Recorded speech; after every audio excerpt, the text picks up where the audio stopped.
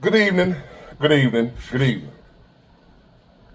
Today is Thursday, August the 28th, 2025, back with another episode. Thank y'all for tuning in. I really appreciate it. And I am okay.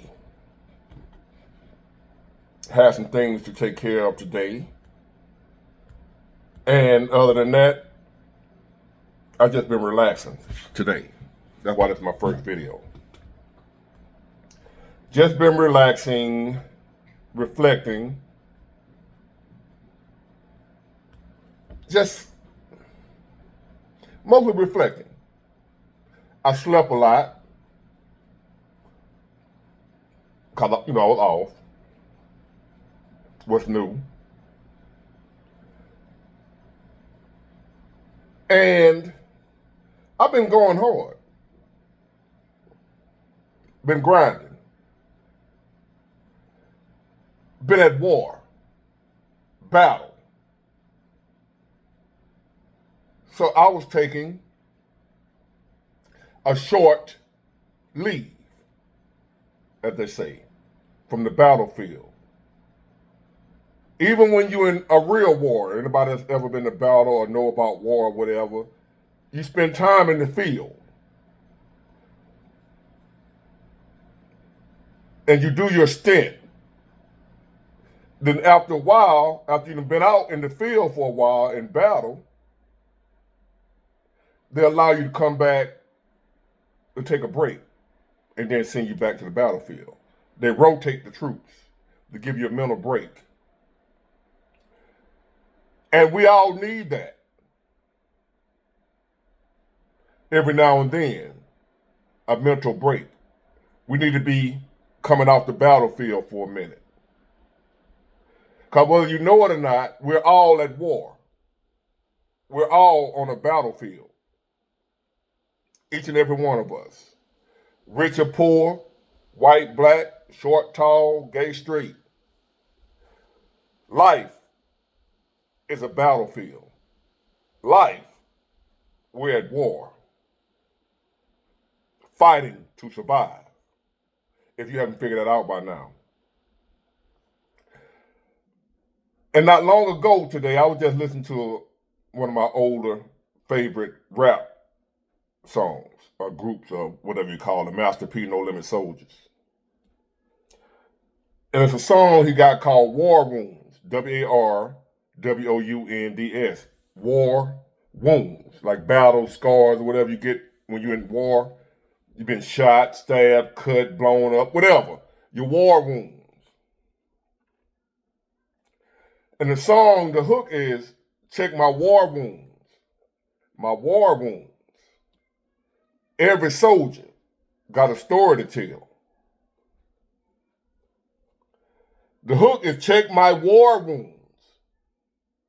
I got them. I got battle scars everywhere.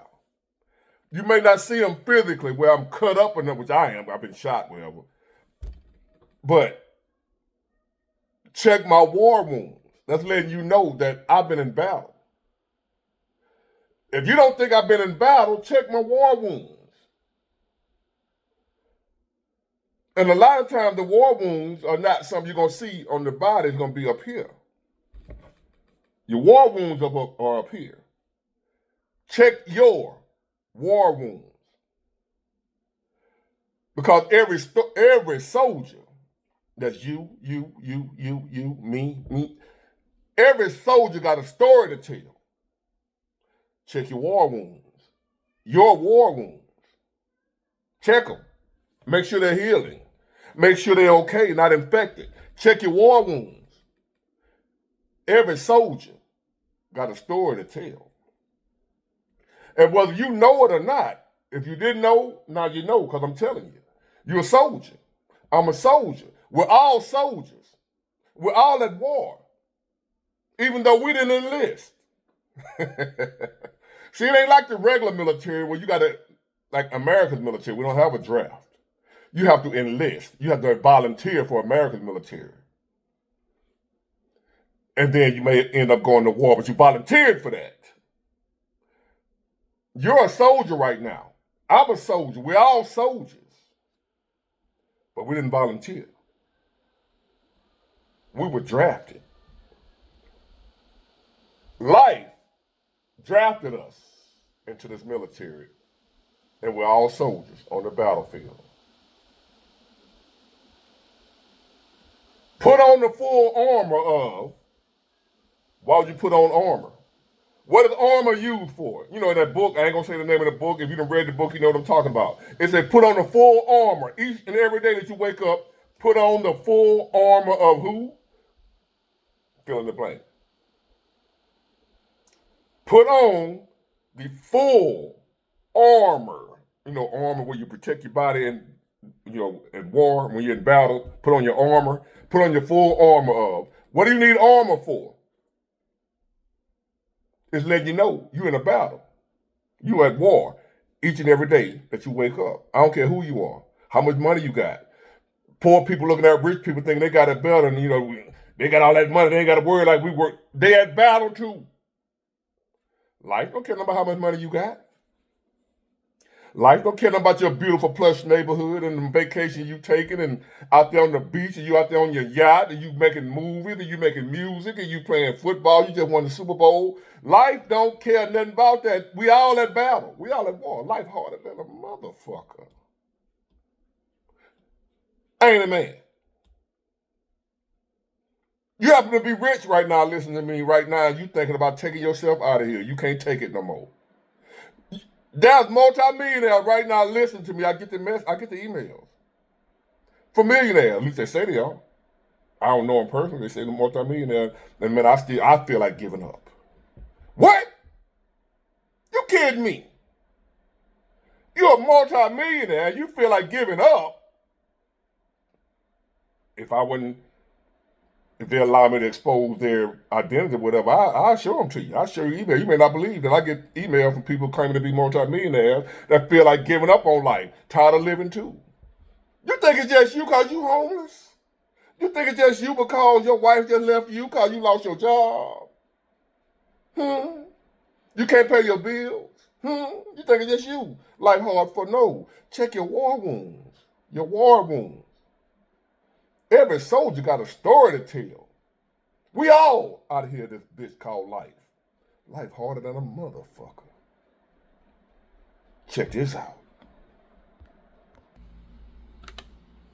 The Attorney General's office says Emily Long shot her husband, Ryan Long, and two of their children before turning the gun on herself. Investigators say there were several challenges within the family at the time of the shooting, but caution against trying to pinpoint one single reason behind the tragedy. Over the last few weeks, Emily had been very open on social media, specifically TikTok, sharing videos talking about her husband's struggle with brain cancer. In her most recent post, she talked about taking steps to support her kids and her own health and well-being. In the aftermath of this tragedy, leaders in Madbury and surrounding towns are working to support the community, while mental health experts say it's always important to have a conversation with someone you suspect is struggling. I think, when you hear folks talk about being hopeless, that's a red flag. You want to ask why and ask about what that means for them, what they might be thinking to do about it. Certainly, if anyone talks about harming themselves or others, you want to ask those questions.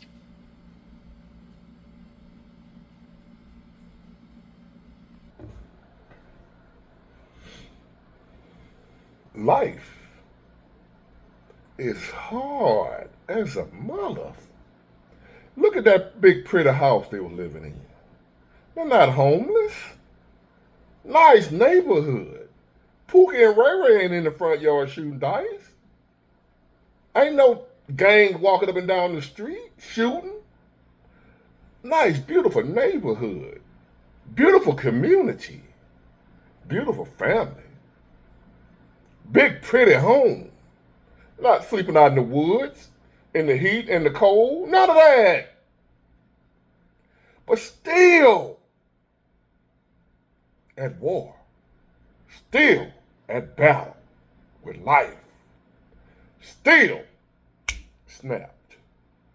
Because life harder than a motherfucker. I don't care who you are. Life don't care who you are. Don't care what you got. Don't care who you are. Don't care what you got. Don't care who you are. It don't care what you got. Check your war wounds. Every soldier got a story to tell. Master P. And as we go further, that lady didn't hate her husband, hate her kids, or whatever. She just broke down. It broke her. Husband dealing with brain cancer. The kids dealing with grief and what have you. And she making videos about just reaching out. And I just lost it. Check your war wounds. Come off the battlefield and rejuvenate before you snap. We didn't sign up for this war. No, we didn't. We didn't sign up for this. I didn't enlist in this army. I was drafted. You were drafted. Now we're in the middle of battle. Bullets going off. Bombs exploding. You see your best friend over there just got his leg blown off. Battle. The things you see in a real battlefield, we see them mentally every day we wake up. No, we don't see no real literal bombs going off. We don't see our best friend just got stepped on the landmine. No, we ain't actually seeing that literally. But figuratively, mentally, we at battle. So was this lady.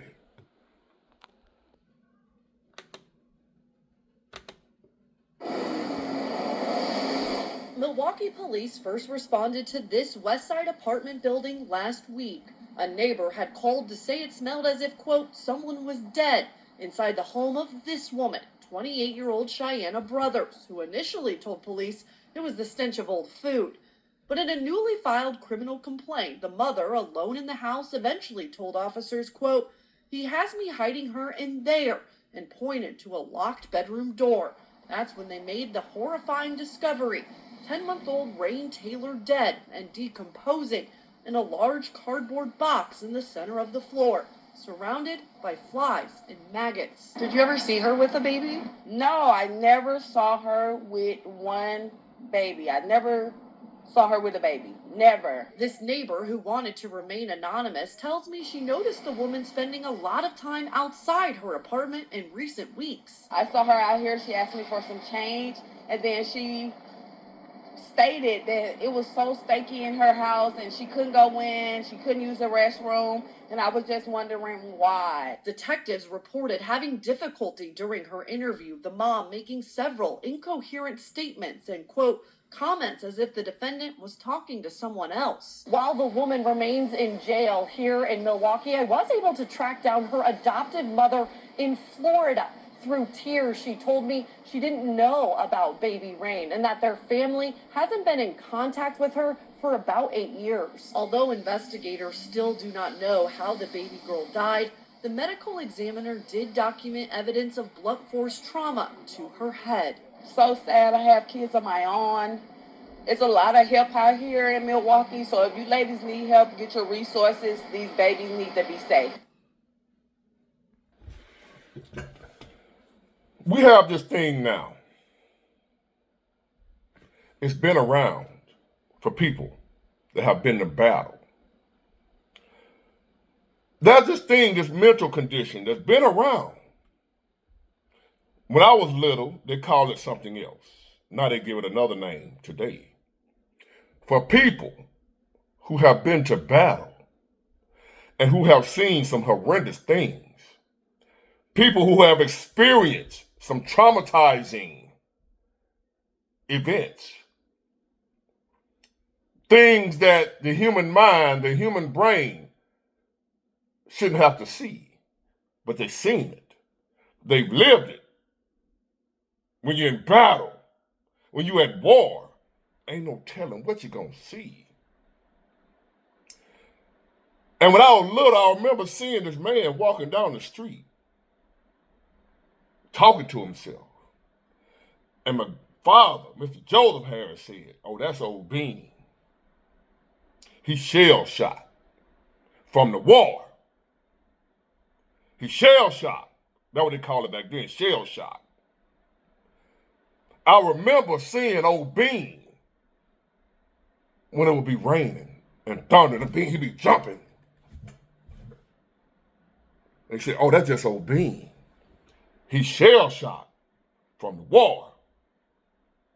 Well, nowadays they call it PTSD, post-traumatic stress disorder. You may not know it. I do. That most people walking around here right now have PTSD. You have it. I have it. Most of us all have it. If you're alive today, if you've been alive for any amount of time, you most likely have PTSD. You just haven't been diagnosed. They don't assume that you have it because you haven't been to the literal war. See, you went in Iraq. You wasn't in Afghanistan. So they figured you ain't got PTSD. But believe it or not, most black people in America growing up in the hood got PTSD. If you black in America, especially a black man, you got PTSD. You may not know it. Why do you think it seemed like the angry black woman, the angry black man, every time you see a black man, he scowling? We so aggressive. They say the black man is so aggressive in America. They call it toxic masculinity. No, we have PTSD from being in battle all our life. We've been on the battlefield all our life. So the black man, the black woman, we angry. We having PTSD outbreaks. We want to fight and shoot, and we just in the neighborhood just gunning each other. Black on black crime. Why is that? Because we got PTSD. Black people in America are suffering, especially in the hood, in the ghetto, suffering from post-traumatic stress disorder. Check my war wounds. My war wounds. Every story, not every story, every soldier. I'm getting ahead of myself. Every soldier got a story to tell. Black people coming up in the ghetto, we soldiers. We even got some white soldiers out here in life. Struggling too. White people, you on the battlefield too. Chinese, African, whatever you are. Check your war wounds. Do you have PTSD? See, you got white people out here struggling with their bills too. You got white homeless people, white people on drugs, white people catching hell. It ain't no racial thing when it comes to life. They would have you believe one race has it better than the other. But the truth of the matter is, life don't give a fuck about what you are, who you are, what color you are. Life don't matter. Life don't care. Just about everybody you encounter, everybody you looking at, that's standing around you. Be careful and understand that that person next to you most likely has PTSD. Understand, most likely, you got PTSD, post-traumatic stress disorder, because life harder than a motherfucker. We all at war. We all at battle. We didn't sign up for it. We were drafted. But it is what it is now. Do the best you can to make it up out of here in one piece. Get it, got it good. Bye.